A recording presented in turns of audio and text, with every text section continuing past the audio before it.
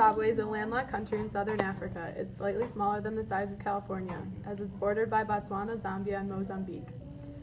People settled there around 250 AD by Shona-speaking farmers. Farmers settled there because it was high enough to raise cattle and have them not be bothered by flies.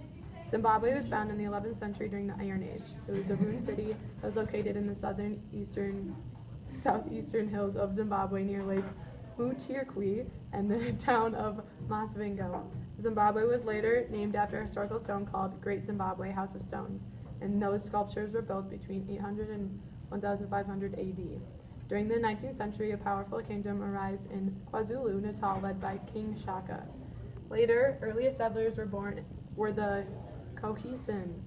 On April 17, 1980, the country Zimbabwe won its independence with their ruler, President Robert Mugabe. In the year 2000, veterans of Zimbabwe's war for independence from the 1970s began to try to take back over their land that was previously owned by them, but what was now owned by white people. The whites were soon forced to leave the piece of land without compensation, but in 2002, Zimbabwe was suspended from the Commonwealth of Nations. European culture and values inevitably shaped the urban and rural landscapes of Zimbabwe, particularly in terms of the use of space and the structure and practice of government. For the development and expansion of Great Zimbabwe, religion played an important role. Great Zimbabwe had a firm monotheistic faith and believed in one supreme ruler. Religion was the unifying force in the state, and many of Great Zimbabwe's rulers were considered divine beings with divine powers. The people of Great Zimbabwe believed in Mwari, or God, who had powers over rainmaking, agricultural fertility, and illness and everything. This communication with God was through a medium, which in most cases was a chosen person. Great Zimbabwe's ancient site had tremendous cultural, political, and scientific significance and is celebrated as an African contribution to the world civilization. In addition, Great Zimbabwe is a clear testimony to the cultural richness of southern Africa's past. To most Zimbabweans, Great Zimbabwe is a reminder of the tremendous achievements of their forebears as such a rich source of inspiration. For this country was proclaimed a national monument in 1937.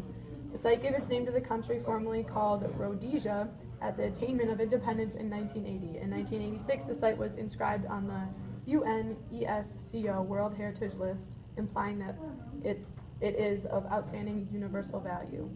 Early 1800s, Great Zimbabwe, or Zimbabwe, was colonized by Great Britain and controlled by them. In the 1980s, the United Kingdom granted Great Zimbabwe independence, the 51st state in Africa.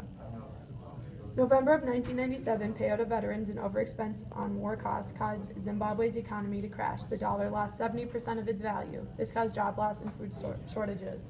Because of the economy and the job loss, Zimbabwe had 70 to 80% unemployment rate.